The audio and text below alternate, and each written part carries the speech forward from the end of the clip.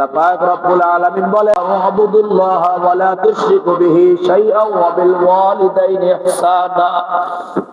আল্লাহ এখানে বলে ওয়াবুদু, তোমরা ইবাদত বندگی করো আল্লাহ, আল্লাহর ইবাদত বندگی করবা, ওয়ালা তুশরিকু বিহি শাইআ, আল্লাহর সঙ্গে কোন জিনিসকে তোমরা শরীক করবা না। ওয়াবিল ওয়ালিদাইনি ইহসানা, আর বাপ মার সঙ্গে ভালো ব্যবহার করবা দোস্ত, বাপ মার সঙ্গে ভালো ব্যবহার করবা। কোন কাজে আমার আব্বা খুশি, কোন কাজে আমার মা খুশি, কারণ নবী আলাইহিস সালাতু ওয়াস সালাম বলেন হুমা জান্নাতুকা ওয়ান নারুকা, বলেন আলহামদুলিল্লাহ। হাদিসের মধ্যে নবী বলেন বাপ মা হইল তোমার জন্য জান্নাত, বাপ মা হইল তোমার জন্য জাহান্নাম। বাপ মা যদি তোমার পরে সন্তুষ্টি থাকে জান্নাত তুমি এমনি পায়া যাইবা, আর বাপ মা যদি তোমার পরে অসন্তুষ্ট থাকে দোস্ত তুমি জান্নাত কোনদিন পাবা না। আল্লাহর নবী বলে ইন্নাল্লাহ হারামা আলাইকুম হুকুকাল উম্মাহাত, যেই সন্তান বাপ মায়ের সঙ্গে নাফরমানি করবে, খারাপ ব্যবহার করবে, ওই বান্দা বান্দির জন্য মাওলা জান্নাত হারাম করে দিয়েছে। বলেন না নাউযুবিল্লাহ। এ দোস্তার বুজুর্গ আল্লাহু আকবার। এক শায়ের বলেন খিদমতে মা দর পে দর কুন সুবহ শাম, খিদমতে মা দর পে দর কুন সুবহ শাম, তাকে বাসি দর্দ আলম নে নাম। আপনি বাপ্পার সকাল সন্ধ্যা সব সময় বাপ্পার খেদমত করবেন দোস্ত, আল্লাহ পাক রব্বুল আলামিন আপনাকে দুনিয়ার মধ্যে বড় বুজুর্গ বানাইয়া দিবে। কথা বলেন ঠিক কিনা? বাইজিদ বুস্তামি রাহমাতুল্লাহ আলাইহি, আল্লাহু আকবার। বাইজিদ বুস্তামি রাহমাতুল্লাহ আলাইহি আব্দুল কাদের জিলানী রাহমাতুল্লাহ আলাইহির কথা আপনারা শুনছেন। আব্দুল কাদের জিলানী রাহমাতুল্লাহ আলাইহি একজন মায়ের সন্তান, একজন বাপের সন্তান। ইসাক সাহেব রাহমাতুল্লাহ আলাইহি একজন বাপ মায়ের সন্তান। আল্লাহু আকবার। বড়দিন আব্দুল কাদের বাইজিদ বুস্তামি রাহমাতুল্লাহ আলাইহি এরকম একজন মা বাপের সন্তান। আপনারা একজন মা বাপের সন্তান, আমি একজন মা বাপের সন্তান।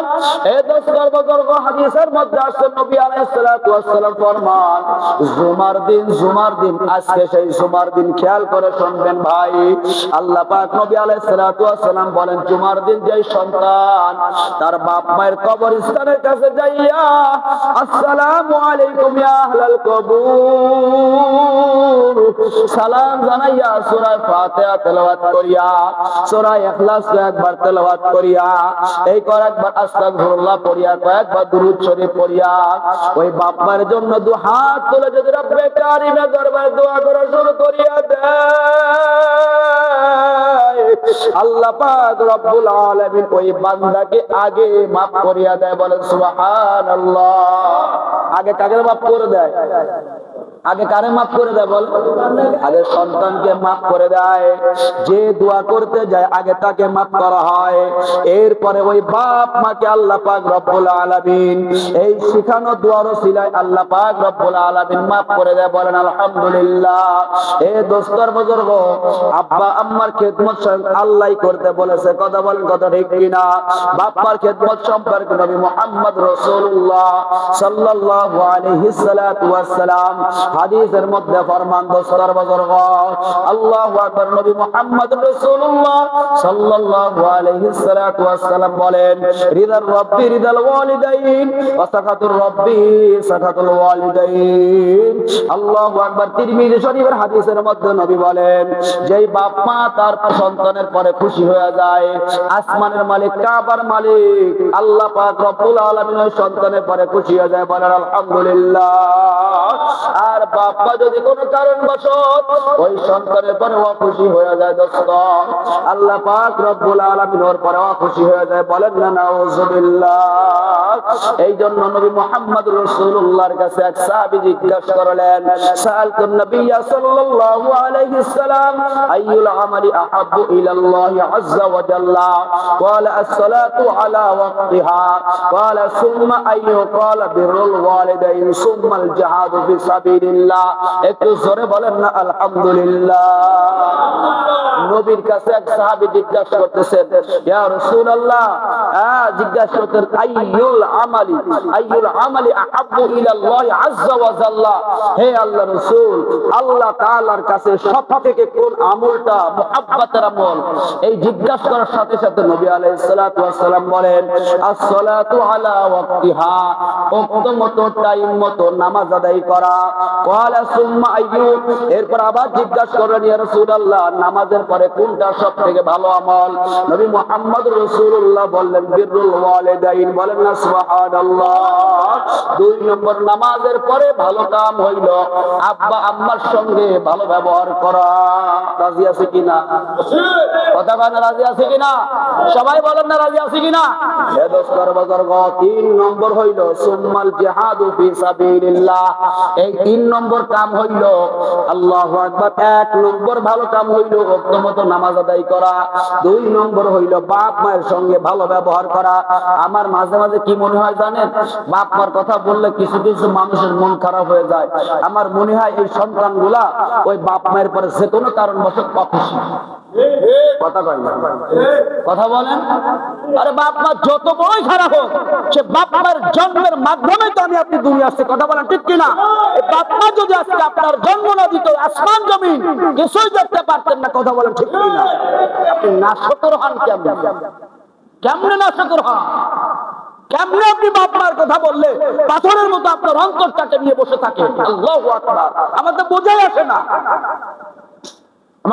আসে না, মাঝে মাঝে অন্তরটাকে নরম করেন, আল্লাহ ওয়ালাদের কাছে যান, কিতাবাদি পড়েন, মৃত্যুর মুরাকাবা করেন, কবরের কাছে যান, অন্তরকে নরম করেন, ঈমান নিয়ে মৃত্যুবরণ করেন, কাজে লাগান। রাগ করলেন ভাই? রাগ করলেন? এই জন্য দোস্তর বুজুর্গ, আমার জান্নাত বাপ মা, আমার জাহান্নাম বাপ মা। থাকতে বোঝা যায় না, বারবার বলতেছি, থাকতে বোঝা যায় না। আমি অনেক আগে আপনাদের বলেছি, আমার আব্বা আমার কাছে বারবার যেত, এই করবা না, বাকি বিক্রি করবা না, এই মালটা ওকে দিবা না, অমুকের কাছে দিবা না, এইভাবে বেচবা না। অনেক সময় রাগ হতাম, বলতাম এক কথা আমার এতবার বলা লাগে, আমি তো নির্বোধ। আস্তে হেঁটে চলে যেত। অনেক সময় সকালবেলা রাগারাগি করে ভাবছে, হয়তো যে কোনো কারণবশত কথা কাটাকাটি হয় না, এভাবে চলে গেছে মাহফিলে। দেখা গেল রাত 12টা-1টার সময় ঘরের মধ্যে বারবার বলছে, একটু ফোন দাও, ফোন দাও, ফোন দাও, দেখো কোথায়, ফোন দাও। আমার সেজেবার ব্যাপারও বলতো, ওর সঙ্গে অনেক সময় কথা কাটাকাটি হতো। একটা সমস্যা ছিল আপনাদের বলি, সে বিষয়টা হলো, আব্বা একটু জামাত ইসলাম মুখী লোক ছিলেন, আর আমরা তো সন্মনামুখী লোক। এই বিষয়টা নিয়ে অনেক সময় আমরা কথা কাটাকাটি করতে। এরপরে সকালবেলা সেজেবার রাগ করে বাড়ির থেকে চলে গেছে, অথবা গাড়ি চালাইতে চলে গেছে, রাত একটু বেশি হলেই বলতো ফোন দাও, ফোন দাও।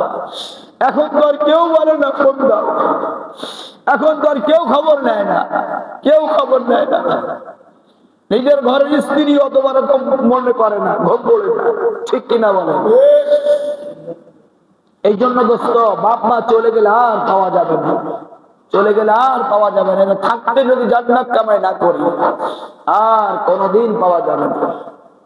নবী মুহাম্মদ রাসূলুল্লাহ সাল্লাল্লাহু আলাইহি সাল্লাতু ওয়াস সালাম হাদিসের মধ্যে ফরমান, বাপ মা এমন একটা বিষয়, আল্লাহু আকবার, قال রাসূলুল্লাহ সাল্লাল্লাহু আলাইহি সাল্লাতু ওয়াস সালাম, মা মিন ওয়ালাদিন বাররিন ইয়ানজুরু ইলা ওয়ালিদাইহি নাযরাত রাহমাতান ইলা,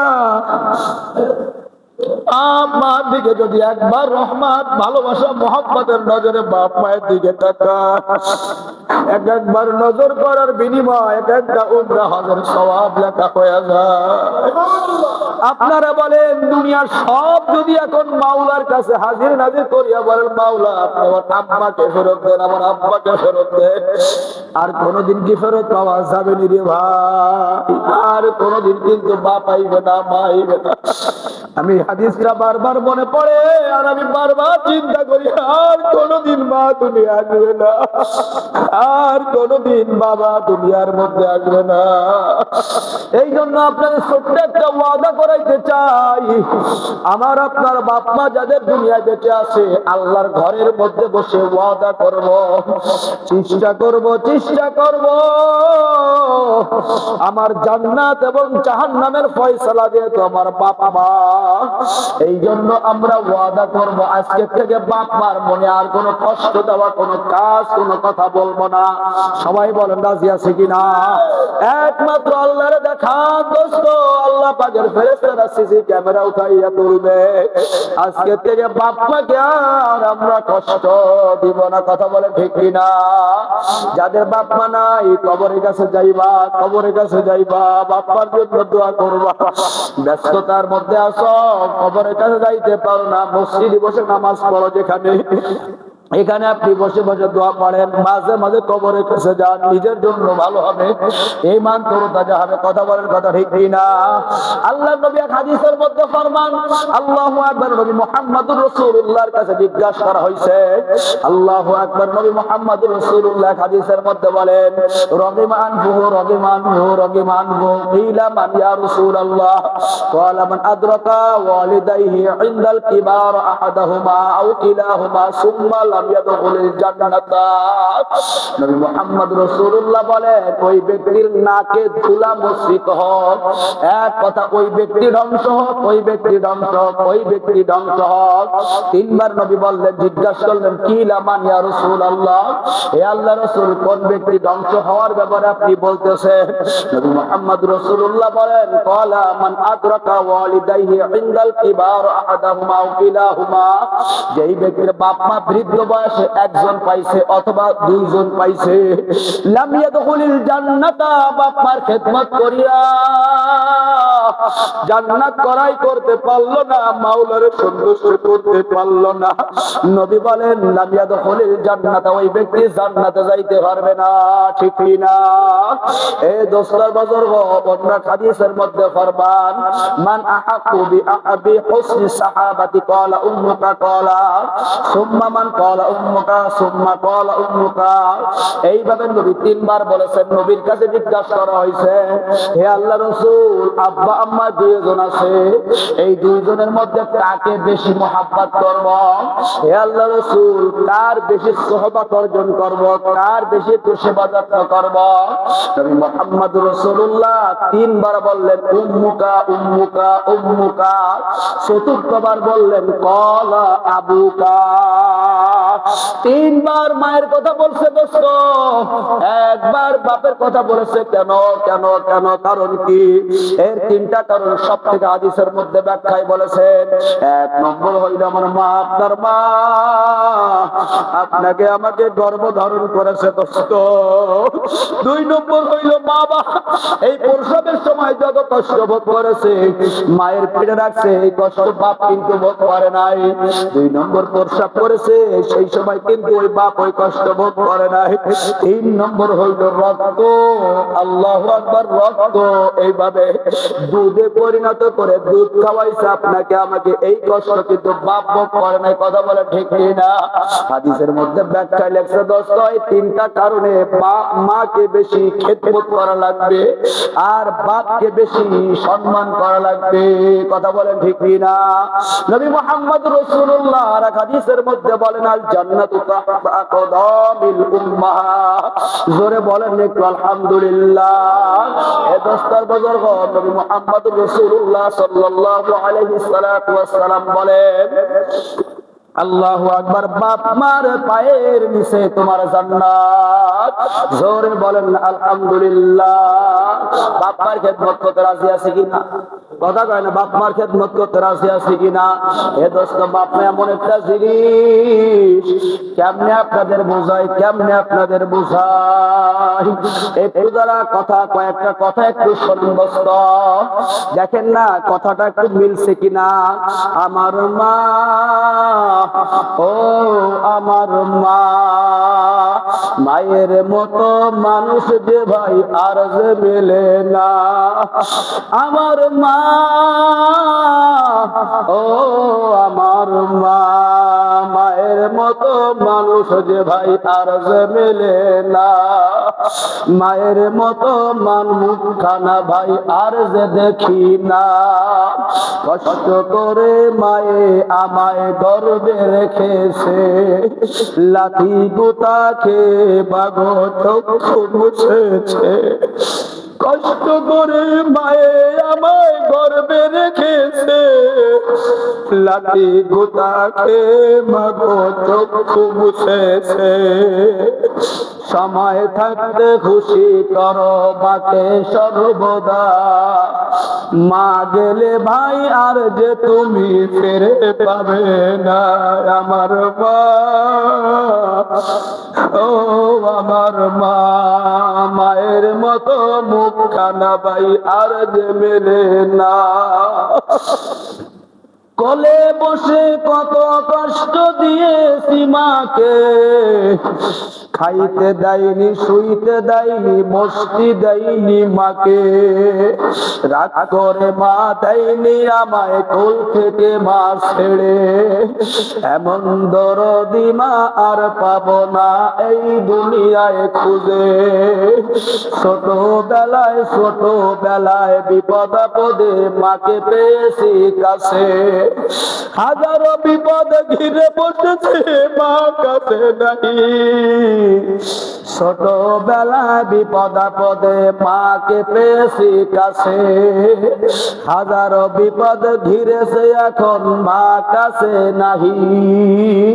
কষ্ট দিয়েছি মাগো তোমায় মাফ করে তুমি দিও। সুখে থেকেও ভালো থেকে দোয়া করি মাগো।